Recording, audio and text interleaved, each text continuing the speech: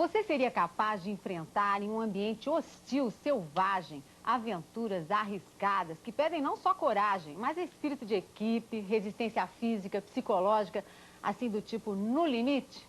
E um treinamento militar que exige disciplina, perseverança, você aguentaria?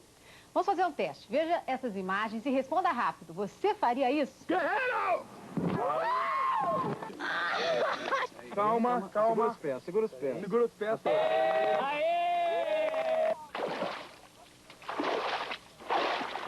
Não levanta, não levanta. Se você não se assustou com as imagens, saiba que tem grandes chances de tocar uma empresa com sucesso. E o que é que esses desafios têm a ver com uma empresa? Tudo é o que garantem especialistas como a Miriam Cuba, que está aqui ao meu lado. Ele é psicólogo, tem uma empresa de treinamento empresarial que aplica técnicas militares. E isso é bastante interessante. O seguinte, ele foi fazer um trabalho de campo no Exército.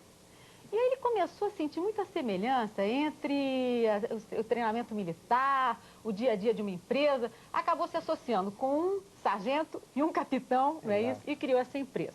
Então vamos lá, Mir, como é que vocês, e por que principalmente, aplicam técnicas militares, técnicas de sobrevivência na selva para treinar executivos?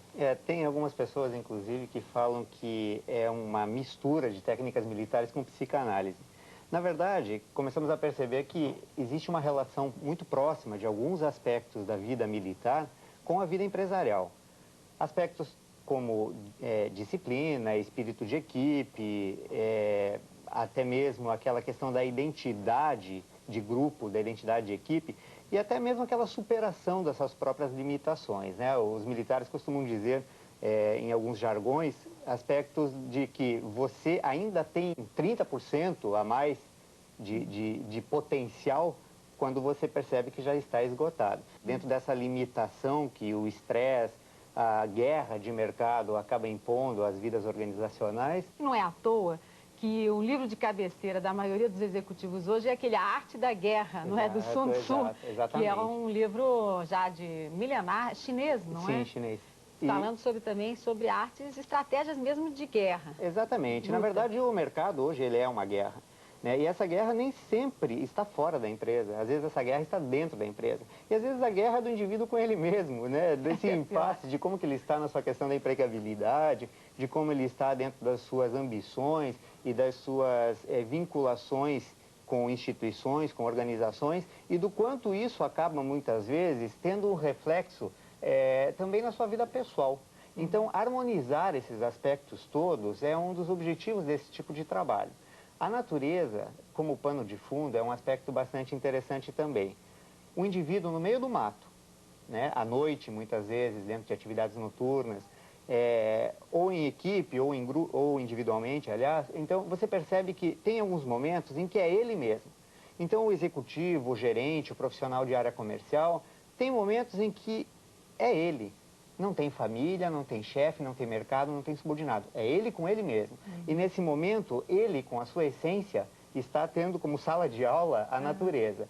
Então tem atividades em que ele está, por exemplo, no meio do mato à noite, as estrelas, e como que ele acaba lidando com as suas dificuldades pessoais, suas ansiedades, seus medos. Por exemplo, um rapaz que ele tinha medo de alturas. Sim. E vocês fizeram ele se jogar, de que altura que era, assim, aquele jump ali de... 7, 8 metros. E ele conseguiu. A pressão é positiva em alguns momentos, é isso? E superar os próprios limites, na verdade, é o que se busca hoje, tanto a nível organizacional como pessoal, né? Então, para que eu possa me perceber dentro das minhas limitações, eu preciso fazer uma autoanálise, eu preciso estar em contato com uma condição, com uma estimulação do meio que me aponte, que me denuncie essa limitação. Quando eu percebo essa limitação, então eu tenho que dar conta dela, né? Não necessariamente superá-la. Muitas vezes as pessoas, até nesse exemplo desse vídeo, dessa pessoa que tinha medo de altura, depois que ela passou pela atividade, ela falou, eu continuo com medo de altura. No entanto, ainda que eu tenha medo de altura, eu vou enfrentar esse medo quantas vezes for necessário. Então, assim como o aspecto de preconceito e outros, você muitas vezes se percebe com aquele preconceito, com aquele medo, com aquela ansiedade frente a uma situação, mas aquilo não te imobiliza. O que é que se jogar, assim, de uma altura de 7 metros, para uma pessoa que tem medo, é importante? Como é que isso é importante dentro da empresa. Qual é a trajetória psicológica, né? Sendo no cotidiano da empresa, um tipo de experiência dela. O que tem a ver, né? O medo. O medo é algo muito interessante. Todo mundo tem medo, né? E tem até alguém que diz que todo mundo é igual quando sente medo, né? Mas, na verdade, o medo, ele suscita algumas defesas pessoais que são muito particulares também. Então, algumas pessoas se imobilizam frente ao medo. Outras buscam recursos de se segurarem em algumas defesas do ego, algumas defesas pessoais, para que essas defesas acabam atuando por ele, né? Na empresa, quando isso acontece, muitas vezes acaba fazendo com que a pessoa tenha uma dificuldade numa negociação, tenha uma dificuldade numa venda, tenha uma dificuldade numa delegação, né? Ou ainda pode fazer com que a pessoa lide com o poder que um cargo executivo ou gerencial lhe demanda, por exemplo, de uma forma a até prejudicar o resultado da sua área ou da sua equipe. O que a gente percebe é assim, quando eu estou bem trabalhado nas minhas questões pessoais, e para isso eu preciso estar bem percebido dentro dessas questões pessoais, eu consigo, então, lidar melhor com as relações interpessoais. Quando a gente fala de planejamento nas empresas, por exemplo, né? Para eu chegar numa meta, num objetivo, eu preciso primeiro fazer uma análise da condição atual. Para eu chegar lá, eu preciso saber onde eu estou. Se eu estiver neste ponto, eu chego de uma forma. Se eu estiver neste ponto, eu chego de outra forma. Então, o percurso vai ser definido a partir da análise da situação atual. Do autoconhecimento, aí você traça um caminho que você tem segurança que você vai poder atravessar. Tanto a nível pessoal como a nível empresarial também, né? Se a meta é X% na empresa, então, qual a porcentagem que eu tenho hoje, né?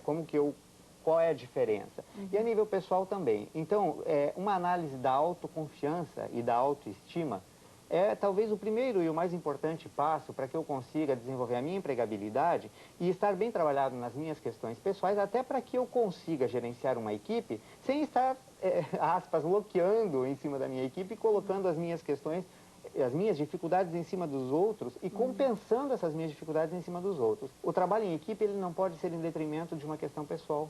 Né? Isso, esse ponto que eu queria tocar, que eu achei super interessante. Essa coisa, esse espírito de equipe, que certamente se desenvolve muito nesse tipo de atividade, porque são grupos enfrentando desafios, a gente vê bem, né, no programa No Limite, a gente observa isso.